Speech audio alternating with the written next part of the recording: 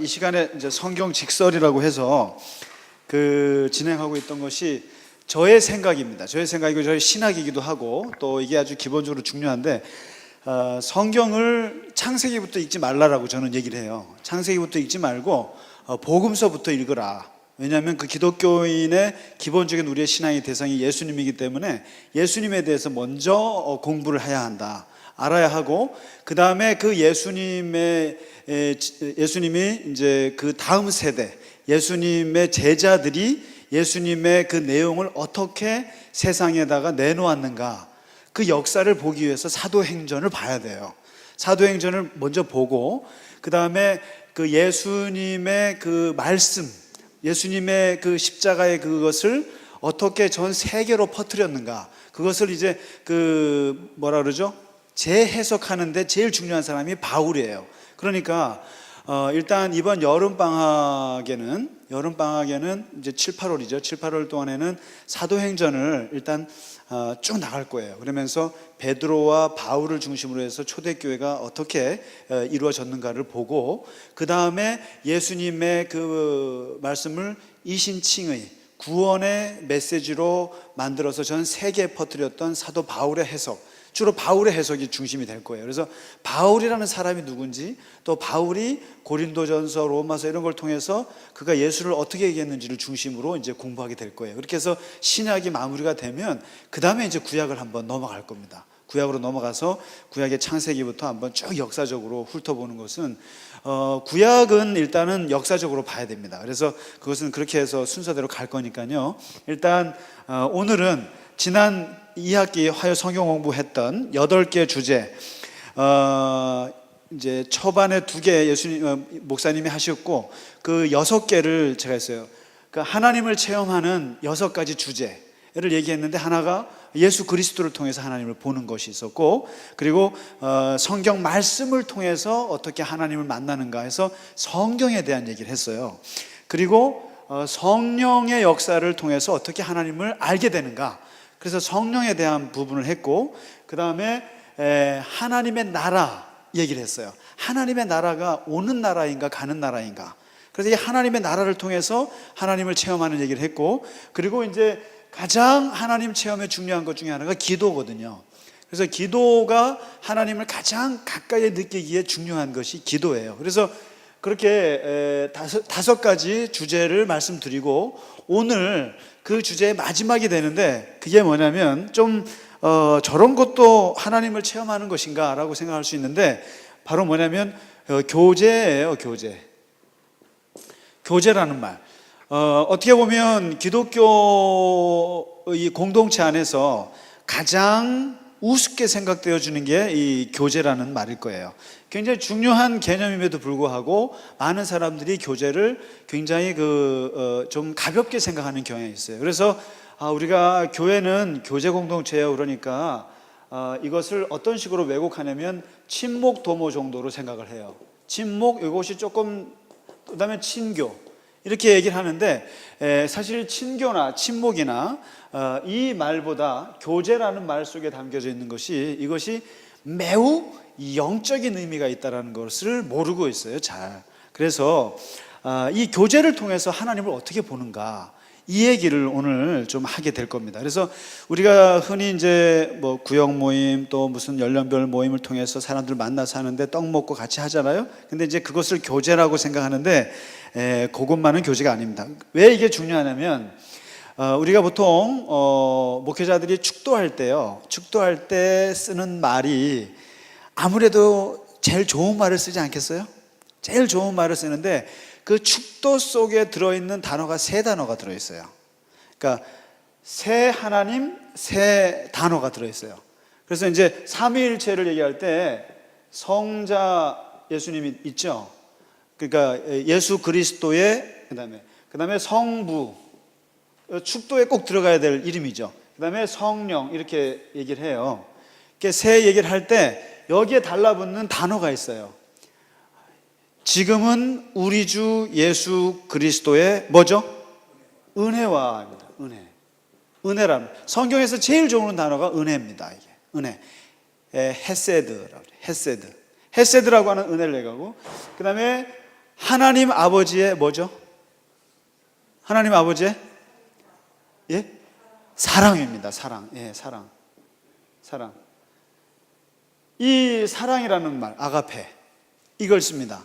그런데 맨 마지막 성령의 뭐죠? 성령의 뭐 하도 많이 하죠. 성령의 감화, 감동, 위로, 역사, 충만 막 얘기를 하는데 그 성령에 달라붙는 딱 하나의 단어가 뭐냐면은 교통하심입니다. 교통하심이에요. 이 교통이 바로 뭐냐면은 교제라는 뜻이에요. 교제. 그러니까 이 교제라고 하는 말은 축도에 들어갈 정도로 굉장히 기독교의 가장 좋은 단어 3개를 꼽으시오 그러면은 거기에 랭킹이 세 번째로 들어갈 단어가 교제예요. 그렇죠. 그러니까 이게 은혜와 사랑 들어갈 것 같잖아요. 근데 교제라는 말이 왜 들어갔을까? 교통하심. 뭐 위로, 감동, 감화, 역사 이런 게 아니고요. 교제가 들어갑니다. 그럼 도대체 왜 이 교제라는 말이 축도에 들어갈 만큼 중요한가 하신가? 이게 우리는 되게 우습게 생각했는데 근데 이제 그거를 오늘 한번 좀 보자는 거죠. 근데 이게 왜 들어가냐면요. 기독교 신앙, 우리가 신앙생활 할 때 그 신앙의 중요한 그 틀이 하나 있는데 그게 뭐냐면, 기독교 신앙은 개별적인 차원의 신앙도 있어요. 그러니까 내가 혼자 스스로 하나님과 만나는 1:1 관계도 있어요. 이것도 중요한 겁니다. 그래서 우리가 신앙생활 할 때 혼자 기도하고 혼자 말씀 보고 또 혼자 스스로 고민하고 열심히 하나님을 추구하는 개별적 신앙 주체로서의 그건 있어요. 그런데 동시에 여기에 하나 더 있는 게 뭐냐면은 기독교 신앙은 공동체성이 있습니다. 이 공동체적인 게 있어요. 이 공동체라고 하는 틀 안에서 그 신앙이 자라게 되어 있어요. 그래서 교회가 2000년 전에 탄생하는 그때부터 교회는 절대로 산속에 들어가진 않습니다. 수도원 외에는. 교회는 항상 도심지에 들어와 있어요. 그래서 항상 교회는 그다음에 이 모임이라고 하는 공동체 속에서 그 신앙과 영성을 이제 하게 되는데요. 그래서 우리가 성령의 교제하심, 성령의 교통하심이라고 하는 말은 이게 뭐냐면 공동체를 전제한 얘기예요. 공동체를 전제한 얘기입니다. 그래서 이 공동체 안에서 모든 교제가 이루어지는데, 그래서 이제 그 구약에서는 카할이라는 히브리어가 있는데 이게 소위 말해서 모임이라는 뜻이에요. 모임이라는 뜻이고요. 그리고 그 에다라는 말이 있는데 이 에다라는 말은 집회라는 뜻입니다. 집회. 그래서 이게 이제 교회의 기본적인 구약의 히브리어인데, 그 교회는 오늘 한번 마태복음 16장을 보시면 교회가 없던 시절이죠. 예수님 당시에 예수님이 예언하셨는데 교회를 꿈을 꾸셨어요. 교회를 꿈을 꾸셨는데 그게 바로 마태복음 16장에 나오거든요.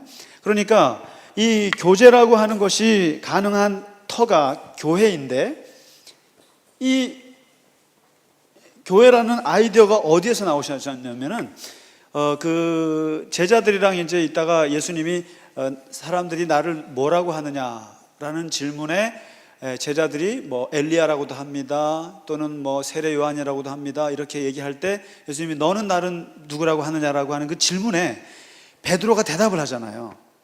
베드로가 혹시 뭐라고 대답하는지 아세요? 예, 주는 이게입니다. 주는 그리스도이고 주는 하나님의 아들입니다라고 딱 답을 했잖아요. 근데 바로 이 단어에, 이 문장을 듣고 예수님이 거기서 뭐라고 말하냐면 너 이름을 시몬에서 베드로로 바꿔라. 베드로. 이게 뭡니까? 돌이에요. 돌. 반석이라는 뜻입니다. 일단은 이름을 바꾸고 그 다음에 그 반석 위에다가, 그 이름 위에다가 내가 교회를 세우리라, 이렇게 얘기를 하세요. 교회라는 말이 처음 나와요. 그리고 이 교회를 세우면 이 교회에 내가 두 가지를 주는데 하나가 뭐냐면은 음부의 권세를 이길 수 있는 권세입니다. 음부의, 다시 말해서 그 사단의 권세를 이길 수 있는 힘을 준다는 거죠. 파워를 너희가 줄 것이고, 교회에. 그래서 교회는 누가 뭐라 그래도 주님이 다스리는 곳이기 때문에 여기에 음부의 권세가 들어오지 못한다, 이게 있습니다. 그 다음에 두 번째로는 천국의 열쇠를 줄 것이다, 이겁니다. 천국 열쇠예요. 열쇠. 그래서 하늘을 움직이는 권세를 어디에 주냐면 교회에다 준다는 거죠. 대단한 거죠. 여기서 풀면 하늘이 풀리고, 여기서 다시 말해서 땅에서 풀면 하늘이 풀리는 그 엄청난 열쇠를 주겠다. 이게 이제 교회에다가 주신 하나님, 예수님의 선물이거든요. 이렇게 해서 이제 교회에 대한 얘기를 했어요. 그러면 여기서 교회의 반석이 뭘까요? 교회라는 반석이, 교회의 기초가 뭘까요? 세 사람 교회의 기초가 뭘까요? 근본적으로 그리스도가 중심이시죠. 중심이시고 기초가 되는 건 뭘까요? 이거예요. 주는 그리스도시요 살아계신 하나님의 아들입니다라는 고백이에요. 이게 뭐냐면, 공산당에 들어가려면 공산당 선언을 서명을 해야 돼요. 혹시 공산당 선언 보셨어요? 공산당 선언이 얼마나 철저한지 아세요? 장로님 보셨죠? 저도 놀랐어요. 공산당원이 되면 웬만한 신앙인들보다 더 나아요. 공산당에 대한 충성도가. 근데 마찬가지로 이 교회라고 하는 공동체에서 교회의 기초가 되는 게 뭐냐면, 주는 그리스도시요 살아계신 하나님의 아들이라고 고백하는 사람들이어야 돼요. 이게 그런 고백을 하는 사람들끼리 일단 모여야 돼요. 성격도 다르고 출신도 다르고 나이도 다르고 다 달라도 한 가지가 같아야 되는데, 이게 같아야 돼요. 주는 옆집 아저씨요, 그리고 옆집 오빠와 함께하는 뭐 이런 분이 아니라 주는 그리스도시요 살아계신 하나님의 아들입니다라는 고백을 공유하는 사람들의 모임, 이걸 뭐라 그러냐면 에클레시아라고 그래요. 에클레시아.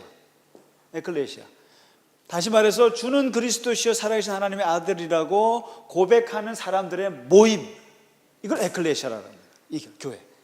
그 다음에 우리가 이제 영어로 교회를 처치라 그러잖아요, 그죠? 그리고 독일어로는 처치를 뭐라 그러는지 아세요? 키르케라 그러죠. 들어보셨죠? 키르케라는 게 큐리오스에서 온 거예요. 큐리오스가 주님이란 뜻이에요. 그래서 키르케라는 것은 주님께 속한 모임이란 뜻이에요. 그래서 교회라 그러면은 예수께 속해 있는 모임이다, 이렇게 생각하시면 됩니다. 그래서 이제 이런 게 기본적으로 교회라는 것이 예수님이 이렇게 선언을 하셨고, 그리고 나서 이제 교회가 생겼지 않습니까? 오순절 성령이 오면서 교회라는 공동체가 생겼는데, 그래서 근본적으로 교회는, 그러면은 교회가 건물이 있었느냐? 건물이 없었습니다. 없었고 그냥 예루살렘 성전 어느 귀퉁이에서 예배를 드렸고요. 그다음에 마가네 집이 워낙 크니까 그 집에서 드렸거나. 그래서 교회를 생각할 때 절대로 건물이 아니라는 거죠. 그래서 이 오늘날에 기독교인들에게서 굉장히 중요한 게 교회론이에요. 교회론이 굉장히 중요하거든요. 근데 교회에 대한 그 이해가 잘못되어서 교회가 굉장히 어려움을 많이 겪어요. 근데 이제 기본적으로 교회라고 하는 것은 건물 개념이 아닙니다. 아니고 모임이라는 게 커요. 그래서 여기 있는 지금 청운동 89-20번지에 있는 이거는 세 사람 교회 예배당이에요. 그냥 예배당입니다. 예배당이고, 그리고 여기는 그냥 교회 건물이에요. 이건 건물이에요, 순수하게. 그리고 교회는 절대로 성전이 아니에요. 성전은 구약으로 끝난 개념이에요. 그리고 그건 구약으로. 그래서 어떤 교회들 보면은 아시죠? 뭐 예루살렘 성전, 큰 교회들 보면 예루살렘 성전, 바울 성전, 그렇게 해서 굉장히 하는데, 사실 그 말을 들으면 좀 더 거룩해 보이고 좀 더 예배드리기에 마음에 좀 그런 면은 없지 않아 있을 수 있습니다만은, 근본적으로 교회는 이런 성전이 아닙니다. 첫 출발이 어디서 오냐면, 교회라고 하는 역사는 구약에서 먼저 제단에서 출발해요. 아브라함이 제단에서 예배를 드리지 않습니까? 예배를 드리고요. 그 다음에 이 제단이 출애굽에 와서는 뭐가 되냐면은 장막으로 변합니다. 장막. 아시죠? 모세가 텐트를 만들기 시작했죠. 그래서 거기서 성소, 장막을 이제 짓기 시작을 했고, 그 다음에 조금 역사가 사사기 때 보면은 성소라는 게 나옵니다. 성소. 거기에서 이제 조그맣게 예배를 드리다가, 그다음에 솔로몬 왕 때 뭐가 나오죠? 성전이 처음으로 나옵니다. 성전을 짓습니다. 예루살렘에 성전을 짓고, 그때부터 성전 시대가 시작이 되고, 이것이 두 번 정도 무너지게 되죠. 바벨론한테 무너지고 로마 제국 때 무너지고. 그러니까 예수님 때 AD 70년대 완전히 무너지잖아요. 성전. 그렇게 해서 성전 시대가 끝나요. 그러면서 바벨론 포로로 갔을 그때, 성전이 파괴됐을 때 그때 생겨나는 게 뭐냐면은 이게 회당이라는 거예요. 회당. 시나고그라고 들어보셨죠? 유대인들의 모든 해외 동포 있는 유대인들의 공동체에는 다 시나고그가 있는 거 아시죠? 이 시나고그에서 뭘 하냐면 여기서 성경 공부하고 교제하고 밥 먹고 예배드리고 말씀 듣고 이런 곳이 이게 이 회당이에요. 그러면은 그 다음에 나온 게 바로 교회예요. 이 유대교에서 빠져나와가지고 교회라는 게 탄생했는데, 이 교회라는 것은 바로 성전에 가깝겠어요? 회당에 가깝겠어요? 회당에 더 가깝죠. 회당에 더 가깝겠죠. 그래서 모이면은 회당에서 했던 것처럼 교회에서도 이제 그렇게 해서 해오기 시작했죠. 그렇기 때문에 교회는 이 성전하고는 다른 개념입니다. 다른 개념이에요. 그래서 교회는 성전도 아니고 또 건물이라고도 할 수 없고, 엄밀한 의미에서 교회는 모임이에요. 두 사람 이상이 예수님을 구주로 섬기는 모임을 갖고 거기서 예배하고 같이 친교하고 같이, 그러면 그게 교회인 거죠. 그래서 우리가 이제 구역 모임도 그것도 교회예요. 그리고 이제 연령별 모임도 그것도 교회예요. 그래서 세 사람 교회라고 하는 큰 덩어리가 있으면 그 안에 작은 덩어리의 교회들이 또 수십 개가 있는 거예요. 그러니까 다 교회라는 개념으로 접근을 해야 된다는 거죠. 그렇게 이제 알고 있으면 그게 다 교회고, 그래서 교회를 두고 제가 이 교제를 설명하기 위해서요, 교회를 얘기하지 않으면 안 되기 때문에 그렇습니다. 그래서 그 신약 성경에 보시면 딱 교회를 일컫는 비유가 한 몇 개 있어요. 한 5개, 6개가 있는데 그 중에 3개만 집어서 말씀드릴게요. 삼위일체식으로 설명을 하면, 삼위일체식으로 교회란 무엇입니까? 그랬을 때 하나님의 백성이라는 뜻입니다. 백성. 하나님의 가족. 교회라는 게요. 교회는 뭐예요? 하나님의 가족이에요.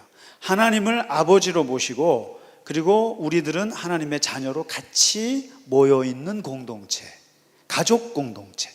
그래서 우리가 교회에서는 사실상 이게 이제 참 어색한데요. 그래서 저희가 직분을 받으시면 부르기 좋잖아요. 그래서 근데 이제 직분을 받기 전에는 그냥 일반 회사에서는 뭐 이승신 씨 이래야 되잖아요, 그렇죠? 근데 이승신 원래 교회에서는 자매님, 또 형제님 이렇게 부르거든요. 근데 그게 좀 어색하죠. 예, 근데 원래 이제 그래서 교회는 가족이라는 의미에서 형제, 자매 이렇게 이제 부르는 거죠. 이렇게. 그래서 하나님의 가족이다.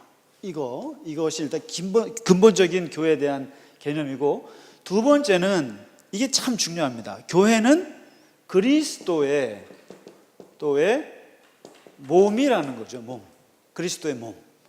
이거 이제 아주 구체적으로 설명하기 시작합니다. 그러니까 교회의 머리가 누구냐 하는 거죠. 머리가 그리스도시다 이거죠. 교회의 머리는 목사도 아니고 장로도 아니고 권사님도 아니고 그리스도다. 그래서 교회의 주인이 누굽니까 했을 때는 이 그리스도라는 것을 분명히 하라. 이게 몸인데 머리가 그리스도시고 이 몸이 하나이고, 그리고 이 몸 안에 여러 개의 지체가 있다는 거죠. 팔, 다리가 있고. 근데 이게 머리가 지시를 하기 때문에 이 지체끼리 싸울 일이 없다는 거예요. 그래서 이런 표현이 있는 거죠. 그리스도의 몸, 그 다음에 그리스도의 신부라는 뜻도 있어요. 신부. 그러니까 교회는 다시 말해서 이 그리스도의 신부라고 했을 때는 신랑에게 정절을 잃어버리지 않은 신부, 이거예요. 그래서 교회가 타락하면 안 된다는 거죠. 신랑 대신 예수께서 더러워진 신부를 좋아할 리가 없듯이 교회가 더러워지면 신부이신 예수님이 싫어하신다. 그래서 그리스도 신부라고 합니다. 순결성을 강조하는 말이에요, 이게. 그다음에 세 번째 이제 성령과 관련해서 교회를 뭐라고 하냐면요, 성령의 전이라고 해요. 전. 이게 이제 그야말로 성전이에요. 그래서 교회는 성령께서 거하시는 거룩한 성전이다. 그래서 너희 몸은 거룩한 성령의 전이니까 몸을 함부로 하지 말아라고 하는 말도 여기에 있어요. 그렇게 하고요. 그래서 이제 재밌는 것은 바로 이 성령이 역사하셔가지고 이 공동체를 움직이시는데, 재밌는 것은 사람마다 다르고 성격이 다르고 다 다르고 은사도 다르고 다르기 때문에 그렇게 하는데, 이 성령의 특징이 있어요. 성령의 특징이 뭐냐면은 하나 되게 하시는 거예요. 하나 되게 하시는 특징이 있어요. 이게 참 신기한 집단입니다, 교회가. 왜 그러냐면 교회처럼 복잡한 집단이 없어요, 솔직히 말해서요. 교회처럼. 그러니까 뭐냐면 군대는 나이 20살 이상의 건강한 남자이어야만 되고, 대학생 하면 대학은 수능과 수시와 정시를 시험 봐가지고 들어가는 어느 일정한 점수를 몇 점 맞아야 되는 학생들이고, 그리고 뭐 예를 들면 뭐 그런 직업마다 그 특징이 있잖아요. 근데 교회는 아무나 올 수 있어요. 아무나 올 수 있어가지고 굉장히 복잡해요, 교회가요. 성격도 너무너무 다르고, 그다음에 나이도 다르고 출신도 다르고, 그런 집단이 모여서, 문제는 제일 어려운 게 뭐겠습니까? 하나가 되는 게 제일 어렵잖아요.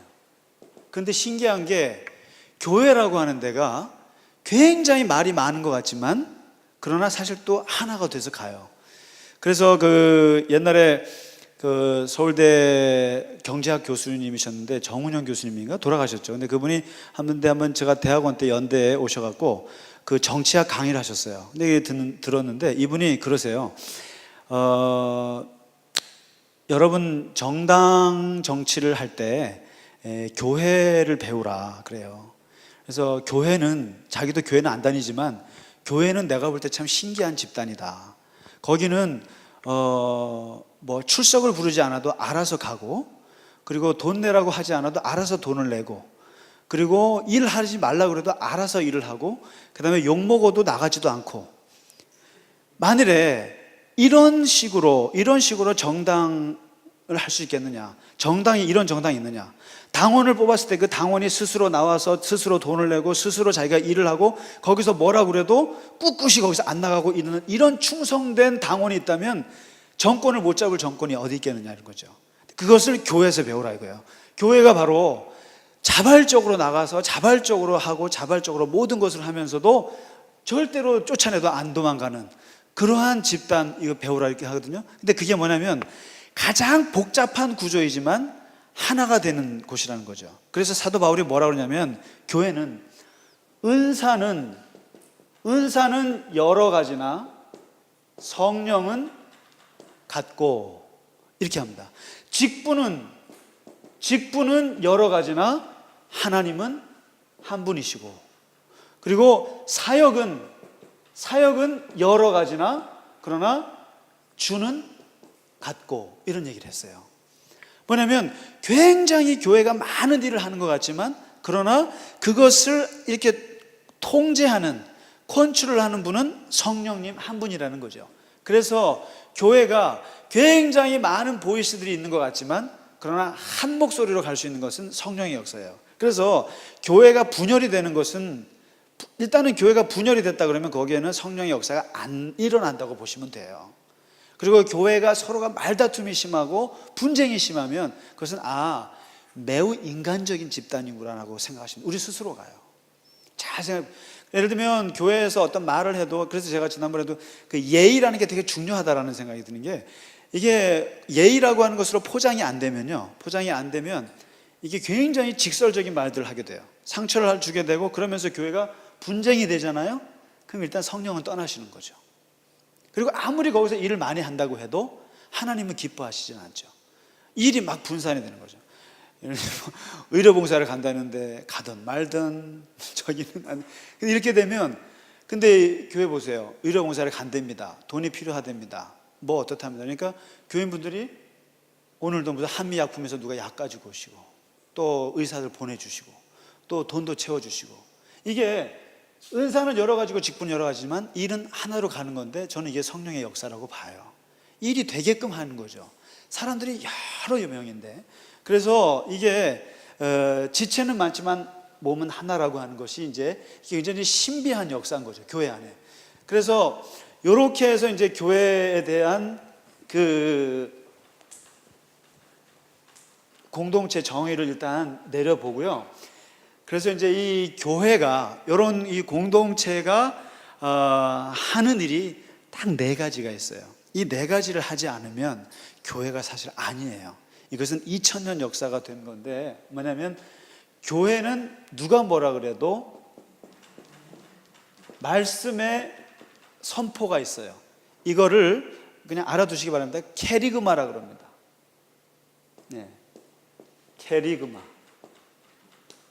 말씀 선포예요.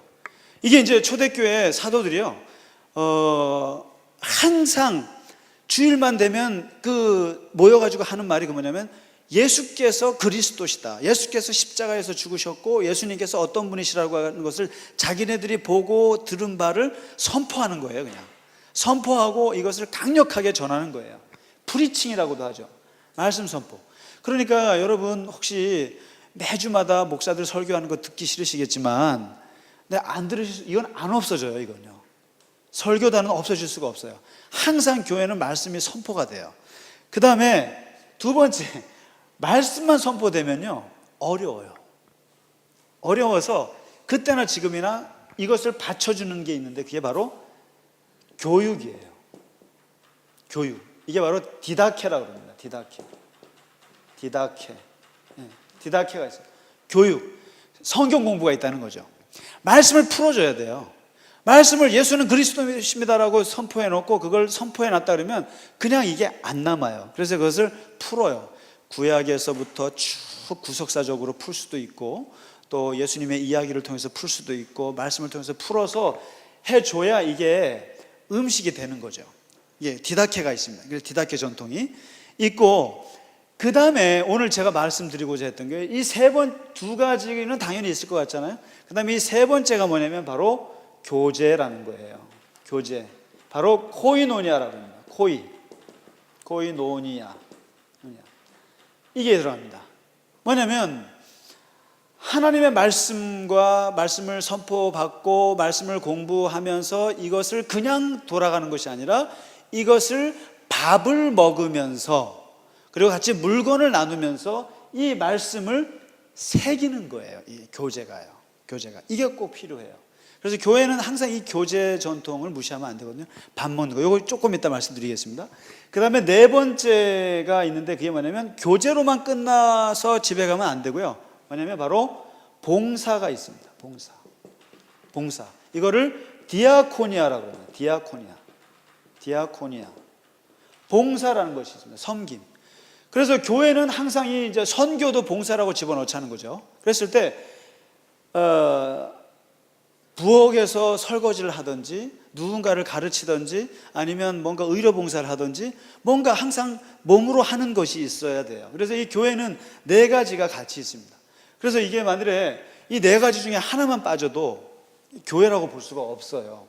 그래서 이제 사람마다 보면 이게 영성에도 색깔이 있어가지고요, 이걸 좋아하는 사람이 있고 이걸 좋아하는 사람이 있고 이걸 좋아하는 사람이 이걸 좋아하는 사람이 있습니다. 이게 보면은 어떤 사람들은요, 말씀만 보면 그냥 하나님을 만나는 것 같아요.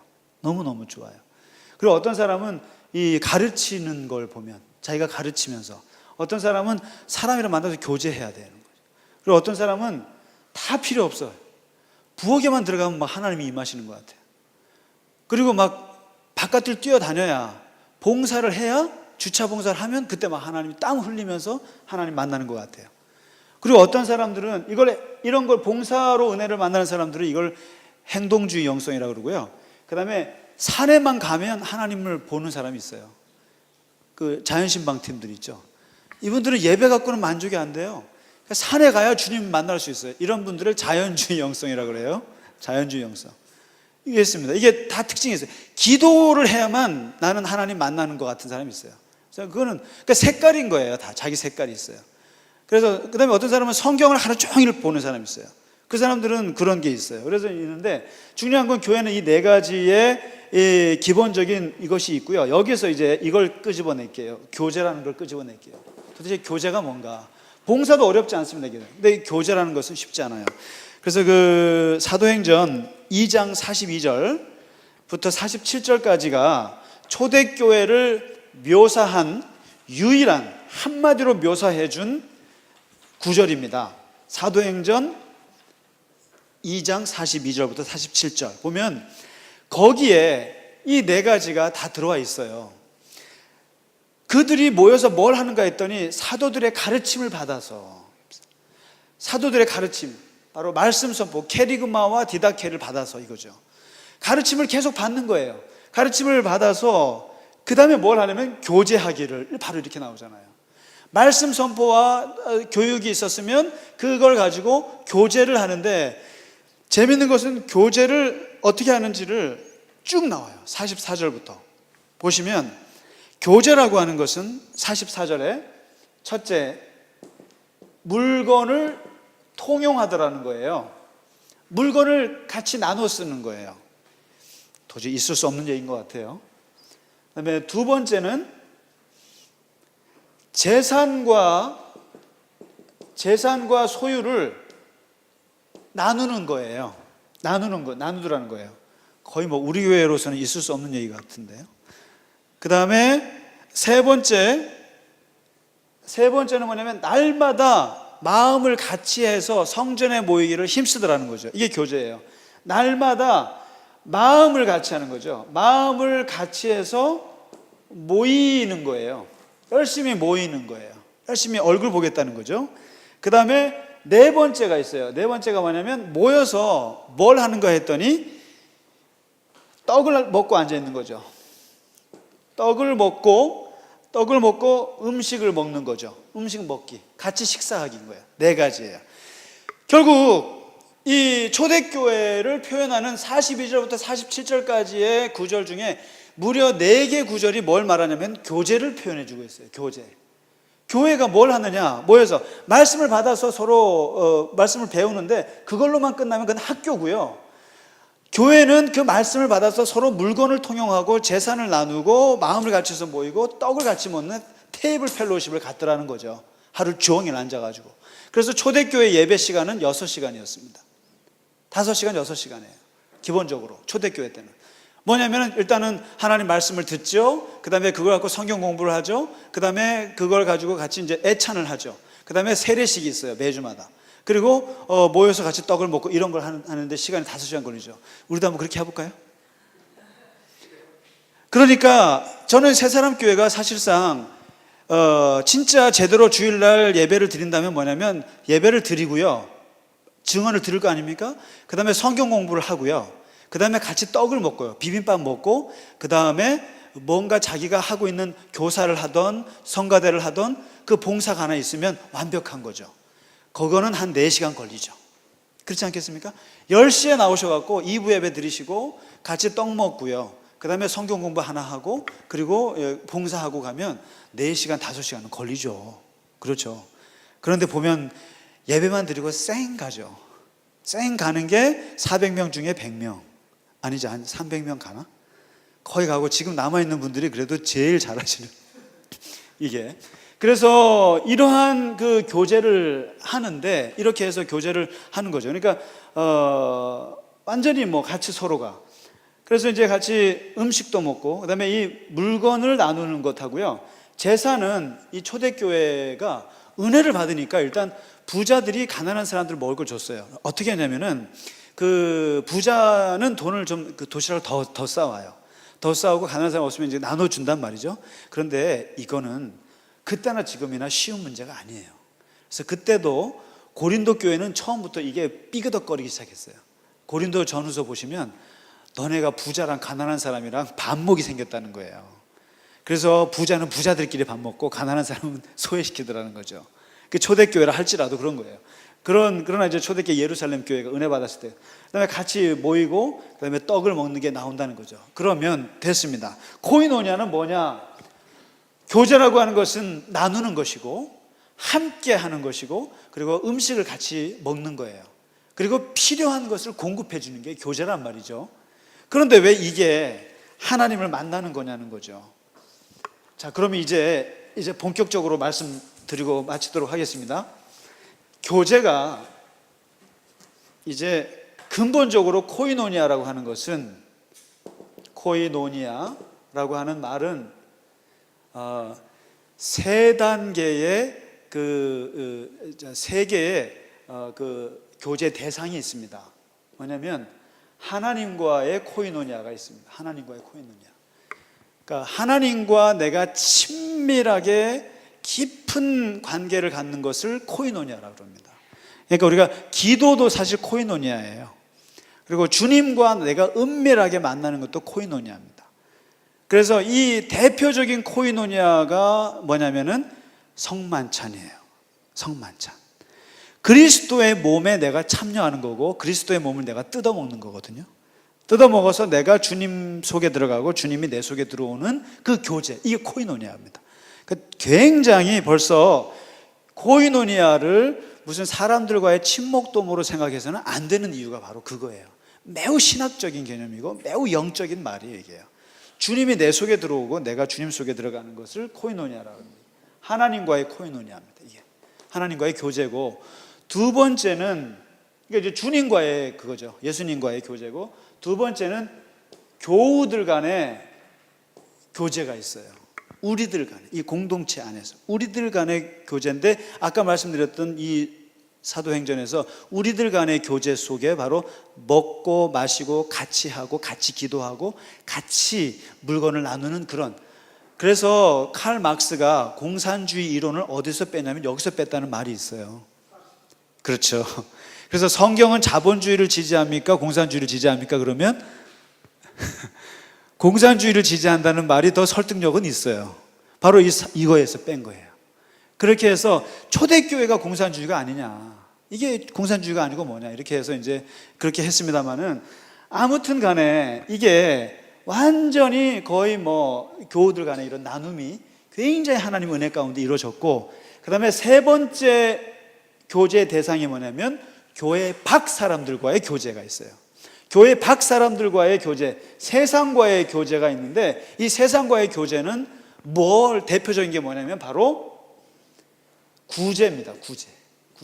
그래서 코이노니아라는 말 속에 구제라는 뜻도 같이 들어있어요. 그래서 헌금하다는 뜻도 같이 있어요. 연보해서 공급해 주는 거니까. 그래서 세상 사람들과의 코이노니아는 구제, 그 사람들을 도와줌으로써 구제하는 것이고, 그 다음에 교우들 간의 대표적인 교제 행위가 뭐가 있을까요? 하나님과 주님과의 코이노니아의 대표적인 것이 성찬이라고 그러면, 교인들 간의 대표적인 코이노니아는 뭘까요? 애찬입니다. 애찬 있어요. 그러니까 성만찬은 수직적인 교제예요. 근데 애찬은 수직적인 교제예요. 그래서 우리가 맨날 하는 게 뭐죠? 애찬이죠. 매주마다 모이면 떡 뜯어 먹잖아요. 맨날 애찬하는 거죠. 그래서 이 애찬을 하거든요. 그러면 도대체 이제 왜 우리가 교제를 통해서 하나님을 만나는가, 어떻게 교제를 통해서 어떻게 만나는가, 이 얘기를 하는 거죠. 뭐냐면 이 코이노니아를 통해서 어떻게 하나님을 볼 수 있는가 하는 것인데, 여기에서는 이제부터 본격적인 왜 교제를 하는가 하냐면요, 기독교 신앙 안에는 뭐가 있냐면 사람 속에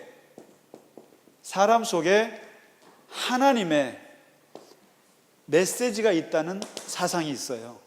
사람 속에서. 다시 말해서 하나님의 말씀이 어디로 오는가 하면은 사람을 통해서 온다는 거죠. 사람을 통해서. 그래서 우리가 하나님의 음성이 갑자기 하늘에서 막 비치거나 또 성경을 통해서 들을 수도 있지만, 그러나 많은 부분에 있어서 사람을 통해서 하나님이 계시를 하세요. 실제로요. 그래서 교제가 중요한 거예요.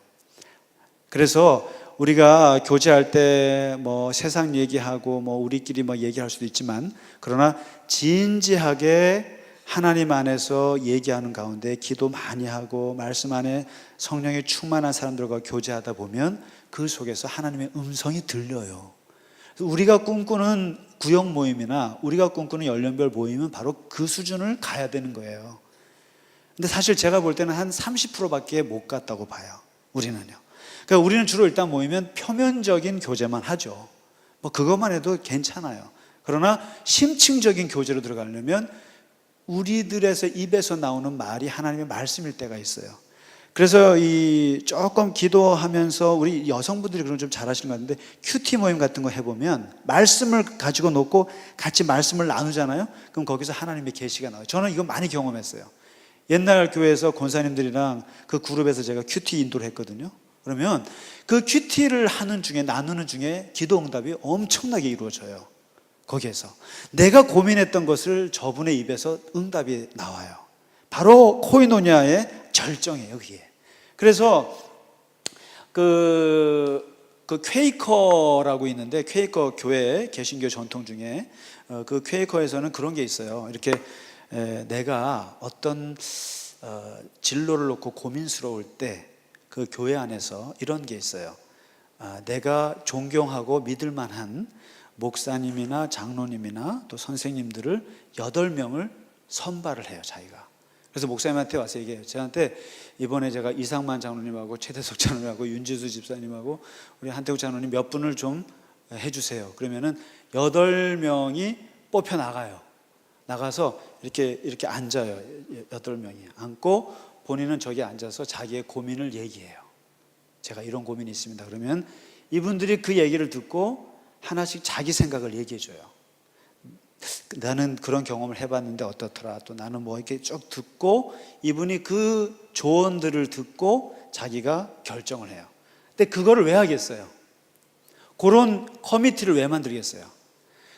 사람의 입에서 하나님의 말씀이 나올 수 있다고 하는 믿음을 전제로 해서 그런 거거든요. 바로 이게 코이노니아의 전제예요.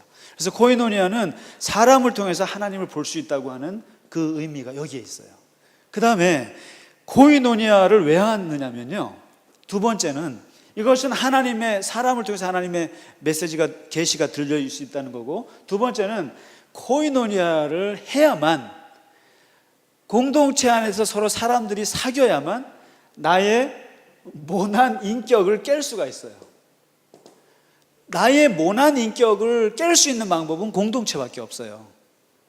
그래서 교회 안에서 꼴 보기 싫은 사람이 있으면 감사하시기 바랍니다. 저 꼴 보기 싫은 사람을 보면서 인내가 생기는 거죠, 뭐. 그리고 속 썩이는 사람을 보면서, 그 사람을 보면서 내가 굉장히 용서와 이런 거를 훈련할 수 있는 거죠. 그래서 혹시 구역 모임에 마음에 들지 않는 사람이 있으면 감사하시고 들어가시면 좋을 것 같아요. 왜냐하면 제일 나쁜 공동체가 뭐냐면은 마음이 다 맞는 공동체가 제일 나쁜 거예요. 그래서 제가 알아요. 이렇게 보면 목사님, 우리 에스더는요, 우리 너무너무 잘 맞아요. 그럼 제가 보면 그건 깨뜨려져요. 안 돼. 그건 좋은 모임이 아니에요. 우리 모임에는요, 정말 꼴 보기 싫은 사람이 있어요. 정말 건강한 모임이에요, 그게요. 정말이에요. 교회는요, 꼴 보기 싫은 사람이랑 같이 있어야 돼요. 죽었다 깨어나도 같이 있어야 돼요. 저 정말 꼴 보기 싫은 사람 많거든요. 하여튼 그런 거예요. 그러나 다시 말해서 목사는 교인들 눈치를 봐야 된다니까요. 그 다음에 교인들은 또 목사님 눈치 슬슬 봐야 되죠. 그래야만 이게 서로가 깎이는 거지. 만일에 이게 안 되면요, 목사가 마음대로 할걸요. 마음대로. 이게 독재죠. 그러면 결국 부패하게 돼 있고 망하는 거예요. 그러니까 목사들은 또 교인들 눈치 보면서 교인분들이 좋아하는 게 뭔지를 또 나름대로 맞춰서 하고 그러면서 해야 되고, 자기를 깎아야 되죠. 저도 왜 할 말이 없겠어요? 막 하고 싶은 말이 많겠죠. 근데 그것도 또 참아야 되는 거 참아야 되고, 교인들도 목사가 얼마나 꼴보기 싫겠어요. 말할 게 많았지만 또 참고 또 인내하면서 그래서 이게 결국에 공동체에서만 가능한 거죠. 그래서 교제 안에서 그런 거꾸로 오는 것들이 같이 이루어지는 것이 정상적이다. 그 성품이 깎여질 수 있고 성품을 이렇게 다듬을 수 있는 것은 공동체밖에 없다. 교제밖에. 그리고 세 번째가 뭐냐면요, 무엇보다도 이 사람을 통해서 받는 위로가 제일 큽니다. 아무리 하늘에서 햇빛이 비쳐서 신비한 체험으로 나를 위로한다 할지라도 권사님의 말 한마디가 그 사람의 생명을 들었다 놨다 할 수 있습니다. 다시 말해서 교제를 통해서 얻는 위안과 교제를 통해서 얻는 이 위로가 엄청 큽니다, 사실.